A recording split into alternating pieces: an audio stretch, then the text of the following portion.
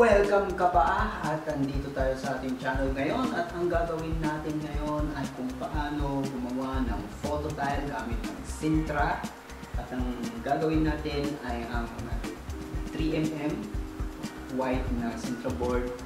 Ilalagay lang natin yung picture and at yung size ay A3, so samahan mo ako sa ating paggawa ng ating simpleng photo tile project. So ayun, so open natin ng ating email at ita-download natin yung picture na galing sa ating kliyente kasi mas maganda yung isend nila sa email kaysa yung sa Facebook o kaya Messenger para hindi mabawasan yung quality from mobile. Ayun, so open natin ng ating Photoshop, hindi, Lightroom pala. Ayan, open na natin ating Lightroom at i-edit natin yung tawag nito, yung picture na ating dinownload. Ayan, so mukhang dull yung picture, so medyo pasiglahin natin, bigyan natin ng kulay. So ayan, i-crop natin yung picture. Ayan, so ayan, medyo close up natin. So mobile pic lang po ito at papagandahin natin. So ayan, lagyan na natin ng kulay. Ayan,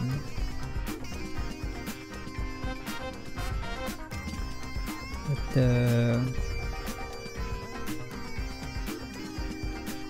yun, i-bright natin konti and then choose natin yung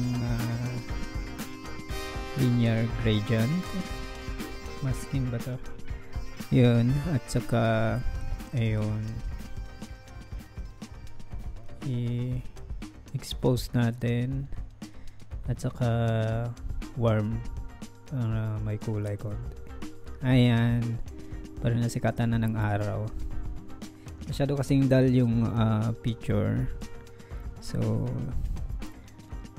medyo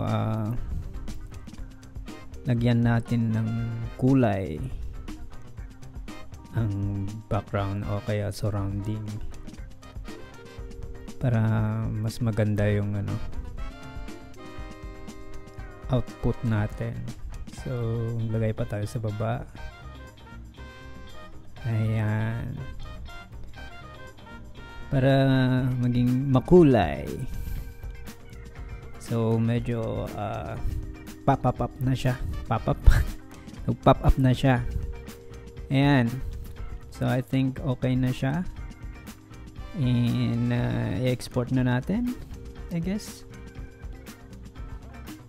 Ayan. So export na natin. Ayan. Then tignan natin yung original. Ayan, at saka yung edited. O yun, diba? Ayan, so ready to print na. So ang gamit ko pala dito ay A3 na QAF photo paper, 260 GSM yata. So usually yung mga iba sticker yung linalagay nila, but for me kasi parang yung paper na one-sided lang, I mean yung hindi photo stickers. So yung photo paper lang talaga na makapal din. So ang ginawa ko na lang, gumamit ako ng yan, double-sided tape sa gilid. Yan. Sa apat na gilid yan. And then naputol kasi yung video dyan din sa gitna. Nagbigay ako ng apat na double-sided tape. So yun. So sinicenter ko pa dyan yung yung picture, and then Nilagyan ko yung ng book para hindi magalaw. Para maganda pa rin yung pagkadikit. Yan. So dinikit ko muna doon sa may gitna. Ayan. And then sa gilid. Ayan. So ganun lang paglagay. Ayan. Alright.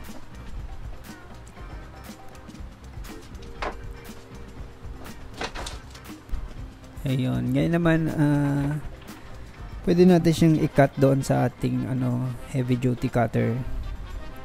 Kasi 3mm lang siya, yung Sintra, at saka Valuelite yung ginagamit ko. I mean yung soft na Sintra, hindi yung rigid.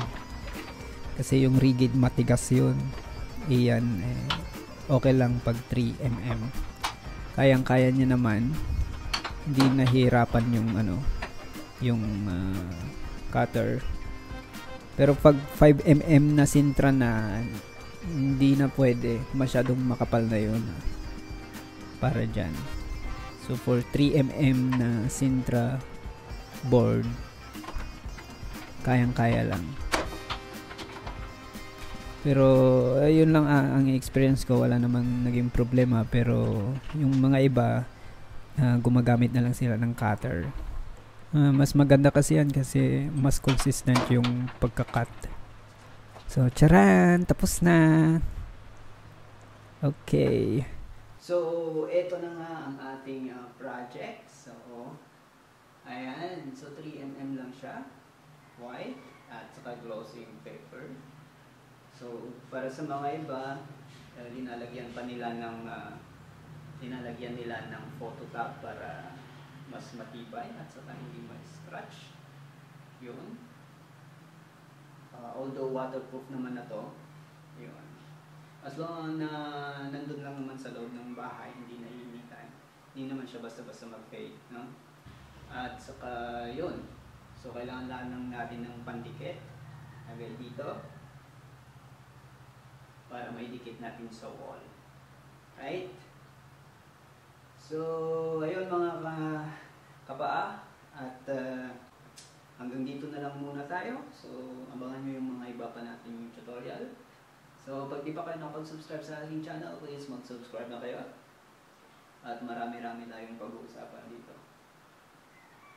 See you next time mga kapaa.